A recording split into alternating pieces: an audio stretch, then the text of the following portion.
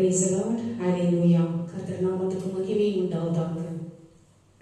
November மாதம் 2ஆம் தேதி கர்த்தர் நம்மை அழைத்திருக்கின்றார். நாம் அனைவரும் ஆண்டவரை உள்ளத்தின் ஆழத்திலிருந்து அவரை நாம் துதித்து மகிழ்ந்து நாம் அவரை ஆராதிக்க வேண்டும். அவருடைய வார்த்தைகள் செவி கொடுத்து கேட்டு ஒவ்வொரு நாளும் அந்த வார்த்தையை நாம் தினந்தோறும் படித்து பயன்பெற வேண்டும். அப்படியாக ஞாயிற்றுக்கிழமை ஓய்வு நாளில் கடைபிடிக்க வேண்டும். அவருடைய ஆசீர்வாதத்தை பெற்றுக்கொள்ள வேண்டும். அவருடைய போஜனத்தில் பங்கு கொள்ள வேண்டும் என்று நமக்கு ஞாயிற்றுக்கிழமை இப்படியாக ஆண்டவர் நம்மை இந்த ஓய்வு நாளை கடன் திருநாளை நமக்காக கொடுத்து கொண்டிருக்கின்றார். நாம் அப்படியாக எத்தனை பேர் ஞாயிற்றுக்கிழமை ஓய்வு நாளை கடைபிடிக்கின்றோம்? ஆலயத்திற்கு சென்று அவரை நாம் ஆராதித்து துதித்துக் கொண்டிருக்கின்றோம். சிந்தித்து செயல்படுங்கள். இன்றைய நாளில் நாம் எதை நாம் கொண்டாடுகின்றோம் என்றால் இறந்தவர்கள் நினைவு நாளை கொண்டாடி கொண்டிருக்கின்றோம். எப்பொழுதுமே வருடத்தின் 11ஆம் மாதம் நவம்பர் மாதம் 2ஆம் தேதி ஆத்துமாக்களின் நினைவு நாள். நம்முடைய குடும்பத்தில் உள்ள அத்தனை பேரும் எவ்வளவு நமக்கு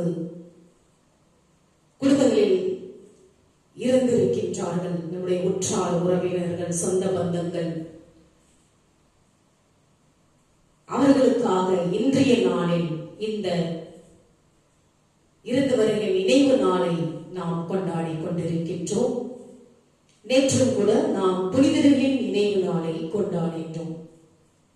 ஆண்டவருடைய சீடர்களில் புனிதர்கள் இருந்திருக்கும் அந்த நாளை நாம் நவம்பர் 1ஆம் தேதி அந்த நாளை நாம் கொண்டாடினோம். இன்றைய நாளில் நாம் இருந்தவர்களின் குடும்பங்களில் உள்ள இருந்தவர்களின் நினைவு நாளை நாம் கொண்டாடி கொண்டிருக்கின்றோம். அப்படியாக இன்றைய நாளில் நாம் ஒவ்வொருவரும் ஆண்டவரை நோக்கி ஜெபிக்க வேண்டும், துதிக்க வேண்டும், ஆராதிக்க வேண்டும்.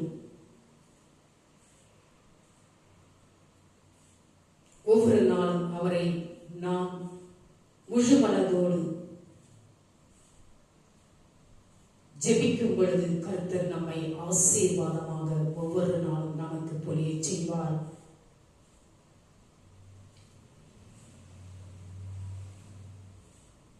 இன்றைய நாளிலும் கூட கர்த்தர் ஆண்டவருடைய பிள்ளைகளாக வாழ்ந்து கொண்டிருக்கும் நாம் அனைவரும் உள்ளத்தின் ஆழத்திலிருந்து அவரை நாம் கூப்பிட வேண்டும். தூய பவுலடிகளால் ரோமேயருக்கு திருமுகத்திலிருந்து நாம் படிப்போம். அதிகாரம் 1 இறைவசனம் 5 முதல் 11. எதிர்நோக்கு ஒருபோதும் ஏமாற்றம் தராது. ஏனெனில் நாம் பெற்றுள்ள தூய ஆவியின் வழியாய் கடவுளின் அன்பு நம் உள்ளங்களில் பொழியப்பட்டுள்ளது. நாம் இறை பற்றி இன்றி வலுவுற்று இருந்த போதே குறித்த காலம் வந்ததும் கிறிஸ்து நமக்காக தம் உயிரை கொடுத்தார். நேர்மையாளருக்காக ஒருவர் தம் உயிரை கொடுத்ததிலே அரிது. ஒருவேளை நல்லவர் ஒருவருக்காக யாரேனும் தம் உயிரை கொடுக்க துணியலாம். ஆனால் நாம் பாவிகளாய் இருந்த போதே கிறிஸ்து நமக்காக தம் உயிரை கொடுத்தார். இவ்வாறு கடவுள் நம் மீது கொண்டுள்ள தம் அன்பை எடுத்து காட்டியுள்ளார். ஆகையால் இப்போது நாம் கிறிஸ்துவின் இரத்தத்தினால் கடவுளுக்கு ஏற்புடையவர்களாகி அவர் வழியாய் தண்டனையிலிருந்து தப்பி மீட்பு பெறுவோம் என மிக உறுதியாய் நம்பலாம் அன்றோ? நாம் கடவுளுக்கு பகைவர்களாய் இருந்தும் அவருடைய மகன் நமக்காக உயிரை கொடுத்ததால் கடவுளோடு ஒப்புரவாக்கப்பட்டுள்ளோம். அப்படியானால் ஒப்புரவாக்கப்பட்டுள்ள நாம் வாழும் அவர் மகன் வழியாகவே மீட்கப்படுவோம் என மிக உறுதியாய் நம்பலாம் அன்றோ? அது மட்டுமல்ல, இப்போது கடவுளுடைய நம்மை ஒப்புரவாக்கி உள்ள நம் ஆண்டவர் இயேசு கிறிஸ்துவின் வழியால் நாம் கடவுளோடு உறவு கொண்டு பெருமகிழ்ச்சி அடைகிறோம். இம்மகிழ்ச்சியை நமக்கு தருபவர் கடவுள் ஒருவரே. அப்படியாக என்ற நாளில் இந்த இறந்த விசுவாசங்களின் நினைவை கொண்டாடி கொண்டிருக்கும் நாம் அனைவரும் ஆண்டவரை ஒரு நிமிடம் கண்களை மூடி நாம் ஜெபிப்போம்.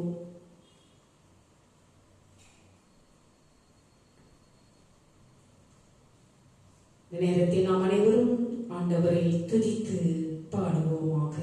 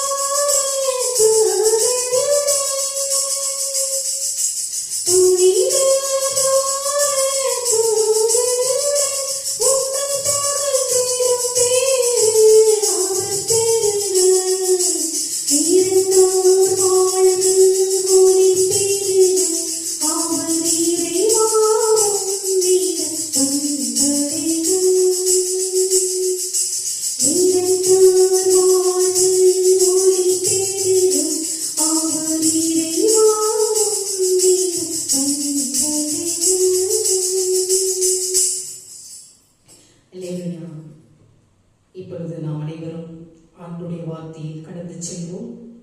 ஆண்டுடைய வார்த்தையானது ஜீவன் உள்ளது, உயிர் உள்ளது. இதை யாரும் மறுப்பதற்கு ஒன்றும் இல்லை. நீங்கள் ஒவ்வொரு நாளும்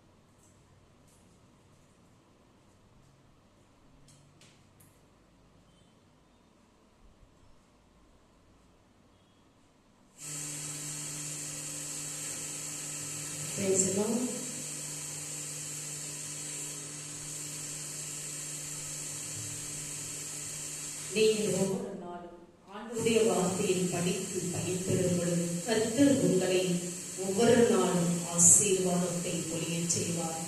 அப்படியாக இன்றைய நாளிலும் நாம் இந்த இறந்தவர்களின் நினைவு நாளை நாம் கொண்டாடி கொண்டிருக்கின்றோம். நம்மளுடைய குடும்பங்களில் எவ்வளவு சோதனைகள், பிரச்சனைகள், கஷ்டங்கள், நோய் நொடிகள், கவலைகள் அனைத்தும் இருக்கும். அவற்றையெல்லாம் நாம் படிக்கும் பொழுது, ஆண்டவருடைய வார்த்தையை படிக்கும் பொழுது இந்த அத்தனையும் பறந்து போகும். நீங்கள் சிந்தித்து பாருங்கள். ஆண்டவர் நம்மை ஒவ்வொருவரையும் அழைத்திருக்கின்றார். ஆண்டவர் நம்மை ஒவ்வொருவரையும் காத்து வழிநடத்திக் கொண்டிருக்கிறார்.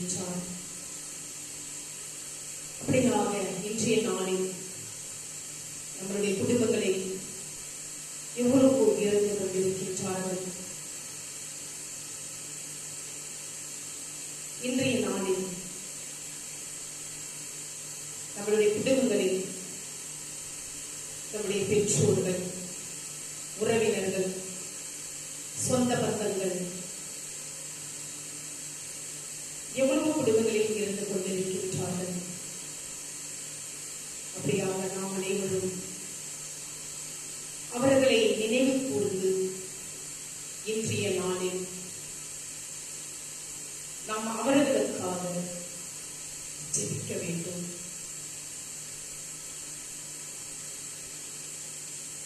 இந்த நாளில் நான் உங்களுக்கு கொடுத்திருப்பது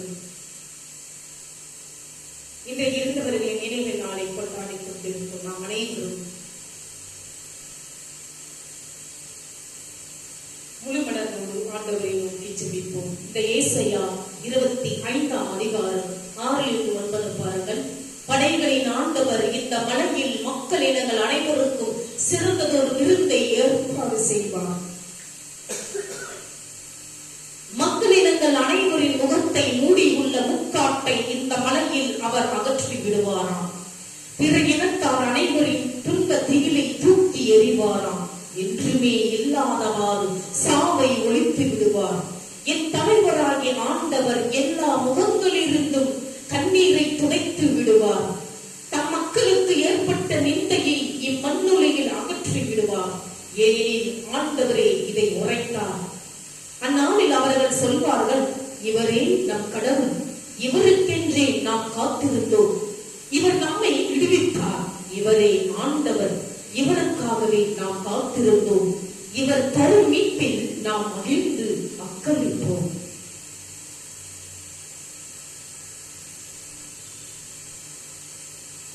இந்த இறந்த விசுவாசிகளுக்காக நாம் இன்றைய நாளை நினைவு நாளாக கொண்டாடி கொண்டிருக்கின்றோம்.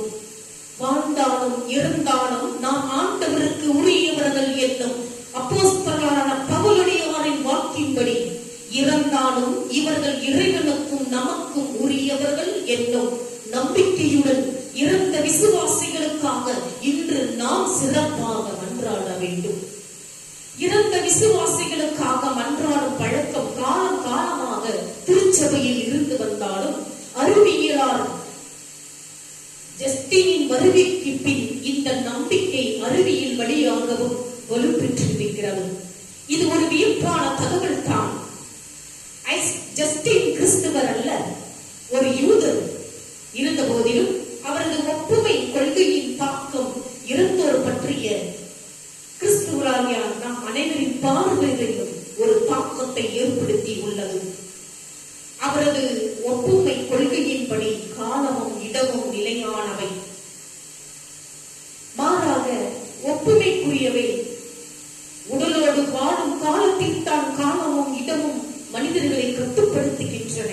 உடலை கடந்த பின் காலத்தையும் இடத்தையும் நாம் கடக்க முடியும். எனவே இருந்தவர்கள் உடலை கடந்தவர்களானால் அவர்கள் காலத்தையும் இடத்தையும் வென்றவர்களாக இருக்கிறார்கள். எனவே ஒருவர் இறந்து 25 ஆண்டுகள் ஆனாலும் கூட அவருக்கு அது இன்று போலத்தான். நமக்கும் தான் 25 ஆண்டுகள். எனவே நாம் 25 ஆண்டுகள் கழிந்த பின் அவருக்காக மன்றாடினாலும் அவருக்கு அது இறப்பின் நேரத்திலேயே பலன் கொடுக்கும். இதுதான் ஜஸ்டினின் தாக்கம். எனவே என்றோ இறந்து போன நம் உறவுகளை இன்று எண்ணி பார்த்து மன்றாடுவது அவர்களுக்கு என்றும் உதவுவதே. நாம் அனைவரும் நம் குடும்பத்தில் உள்ள அனைத்து ஆத்மாக்கள் இறந்தவர்களின் உற்றார் உறவினர்கள், சொந்த பந்தங்கள், பெற்றோர்கள், இவர்களுக்காக இன்றைய நாளில் நாம் ஜெபிப்போம். வாழ்வோரின் கடவுளாகிய ஆண்டவரே, உம்மை போற்றுகிறோம். நீர் இன்றும் வாழ்பவர், சாவை கடந்தவர். உம்மீது நம்பிக்கை கொள்ளும் அனைவருக்கும் முடிவில்லாத வாழ்வை தருபவர். உமக்கு நன்றி கூறுகிறோம் இயேசுவே. இன்றைய நாளில் ஒரு விசுவாசிகள் அனைவரையும், குறிப்பாக யாரும் நினையாத மறக்கப்பட்ட ஆன்மாக்களை நினைவு கூர்ந்து மன்றாடுகிறோம். அனைவருக்கும் இன்பமும் ஒளியும் அமைதியும் அளித்தருளும். உமக்கே புகழ், உமக்கே நன்றி, உமக்கே மாட்சி. ஆமென்.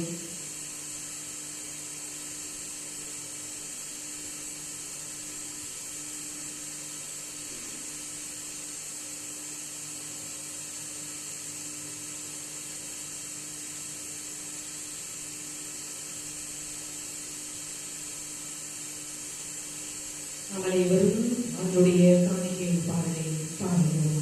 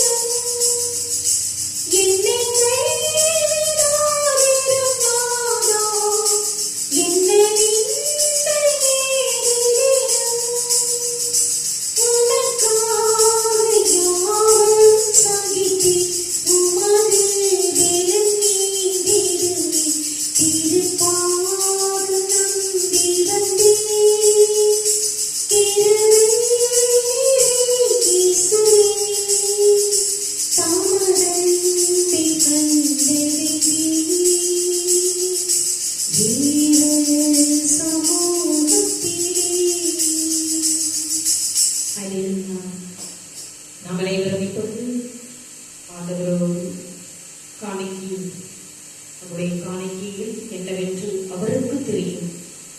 அப்படியாக நாம் அனைவரும் காணிக்கையில் கடந்து செல்வோம்.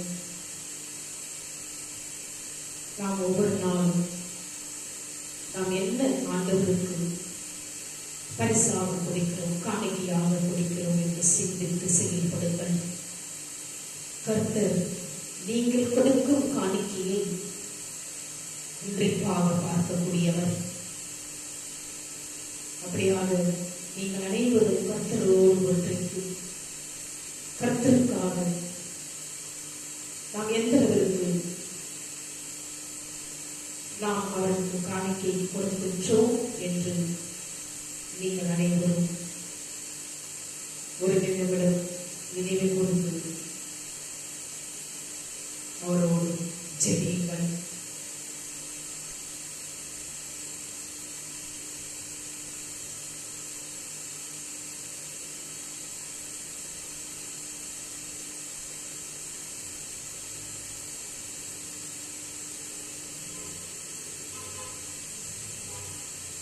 நாம் அனைவரும் கணக்கை கடந்து செல்வோமாக.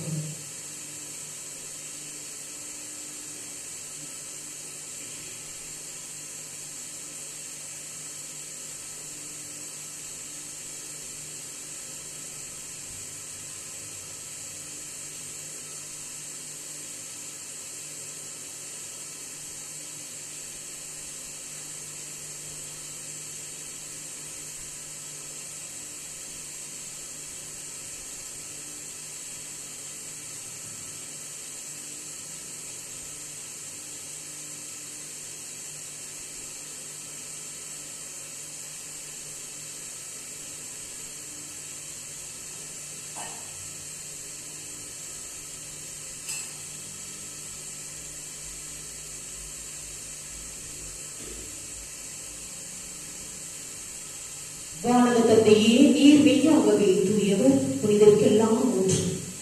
ஆகவே உங்களுடைய தூய ஆவியை பொழிந்து இக்காணிக்கைகளை புனிதப்படுத்த வேண்டும் என உண்மை மன்றாடுகிறோம். இவ்வாறு எங்கள் ஆண்டவர் இயேசு கிறிஸ்துவின் உடல் இரத்தமுமாகும் எங்களுக்கு மாறுபடவாக அவர் தாம் பாடுபடுவதற்கு முந்தின நாள் வணக்கத்துக்குரிய தம் திருக்கைகளின் அப்பத்தை எடுத்து வானோக்கி கண்களை உயர்த்தி எல்லாம் வல்ல இறைவனும் தம் தந்தையுமாகிய உமக்கு நன்றி செலுத்தி வாழ்த்துரைத்து அப்பத்தை பிட்டு தம் சீடர்களுக்கு அளித்து அவர் கூறியதாவது: அனைவரும் இதை வாங்கி உண்ணுங்கள், ஏனெனில் இது உங்களுக்காக கையளிக்கப்படும் என் உடல் என்றார்.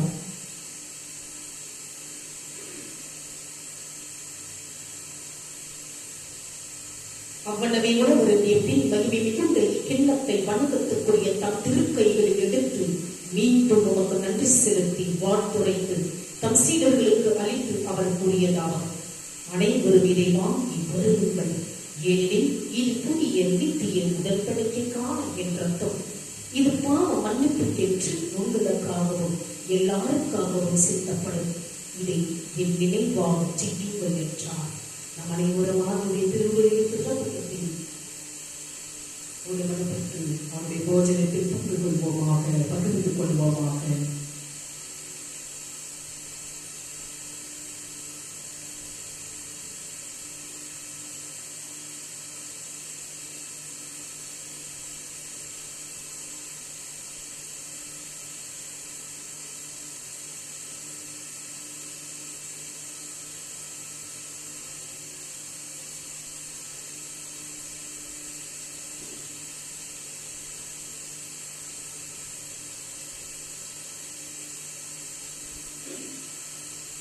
இந்த நினைவை நாளை முன்னிட்டு நாம் இருந்த ஆத்மாக்களுக்காக நாம் அனைவரும் ஒரு மனப்பட்டு அவர்களுக்காக ஜெபித்து நாம் இந்த நன்றி பாடலை பாடி துதிப்போமாக.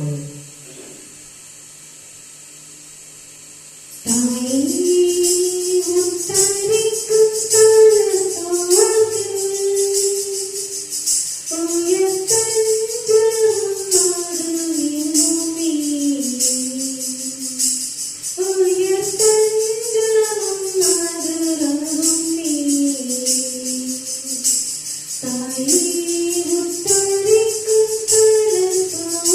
you.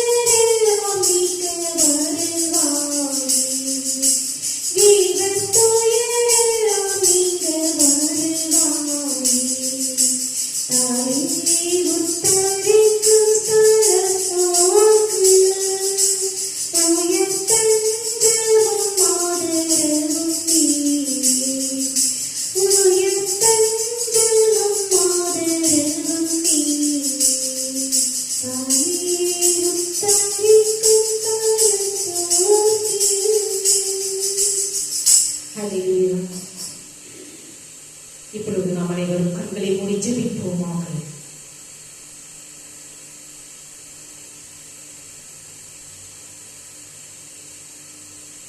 கிருபையுள்ள பரலோக பிதாவே, ஆண்டின் மற்றொரு மாதத்தில் நாங்கள் நுழையும் போது துதியோடும் ஸ்தோத்திரத்தோடும் எங்கள் இருதயங்களை உயர்த்துகிறோம். எங்கள் ஆவிக்குரிய வளர்ச்சிக்காக நீர் எங்களுக்கு கொடுத்த மகிமையான வாக்குத்தத்தங்களுக்காக நாங்கள் உம்மை புகழ்கிறோம், போற்றுகிறோம். ஜனங்களுக்கு எவ்வாறு ஊழியம் செய்வது என்று எங்களுக்கு கற்பிக்கும் இயேசுவின் மாதிரிக்காக நாங்கள் உமக்கு நன்றி செலுத்துகிறோம். கடமைக்காக அல்ல, அவருடைய ஊழியத்தை ஆதரித்த பெண்களைப் போல நன்றி உணர்வுள்ள இருதயத்தில் இருந்து சேவை செய்ய எங்களுக்கு உதவும். கர்த்தராகிய இயேசுவே, நீர் நகரங்கள் மற்றும் கிராமங்கள் வழியாக பயணம் செய்து ராஜ்யத்தின் நற்செய்தியை பிரசங்கித்தீர். எங்களை சுற்றியுள்ளவர்களுடன் அன்பு மற்றும் நம்பிக்கையின் செய்தியை பகிர்ந்து கொள்வதற்கான வழிகளை கண்டுபிடித்து உமது முன்மாதிரியை பின்பற்ற எங்களுக்கு வாய்ப்பளியும். உமது ஊழியத்தில் பணியாற்றும் ஒவ்வொரு பெண்ணையும் நாங்கள் உயர்த்துகிறோம். அவர்களை பலப்படுத்தி உமது ஞானத்தாலும் தைரியத்தாலும் இரக்கத்தாலும் அவர்களை நிரப்பும். ஆண்டவரே, உம்மை உண்மையுடன் பின்பற்றிய மகதலேனா மரியாள், யோகன்னா மற்றும் சூசன்னாவை போலவே எங்களுக்கும் அதே தைரியத்தை தாரும். நாங்கள் எந்த சவால்களை எதிர்கொண்டாலும் உண்மையுள்ள சீஷர்களாக விசுவாசத்தை கால்வழி எடுத்து வைக்கவும் உமது பராமரிப்பில் நம்பிக்கை வைக்கவும் எங்களுக்கு உதவும். இயேசுவின் அற்புதமான நாமத்தில் ஜெபிக்கிறோம் எங்கள் ஜீவனுள்ள நல்ல தகப்பனே, ஆமென். என் ஆத்துமாவே கர்த்தரை ஸ்தோத்திரி, என் முழு உள்ளமே அவருடைய பரிசுத்த நாமத்தை ஸ்தோத்திரி. என் ஆத்துமாவே கர்த்தரை ஸ்தோத்திரி, அவர் செய்த சகல உபகாரங்களையும் மறவாதே. நம் அனைவரும் தலைவனையும் கண்களை மூடி ஜெபிப்போம். நம்முடைய ஆண்டவராகிய இயேசு கிறிஸ்துவின் கிருபை, பிதாவினுடைய அன்பும் பரிசுத்த ஆவியினுடைய அன்யோன்யம் ஐக்கியமும் நம்மோடும் நம்முடைய குடும்பத்தோடும் யாரெல்லாம் இந்த யூடியூப் சேனலை பார்த்துக் கொண்டிருக்கின்றார்களோ ஆண்டவருடைய வெளிச்சமான உங்கள் மேல் பிரகாசமடைத்தக்கதாகவும் ஆண்டவர் வருமற்றும் உங்கள் மேல் சந்தோஷம் சமாதானம் உங்கள் குடும்பத்தினரும் என்றென்றும் நிலைத்திருப்பதாக. ஆமென். May God bless you. ஆண்டவர் உங்களை ஒவ்வொருவரையும் ஆசீர்வதிப்பாராக. ஆமென்.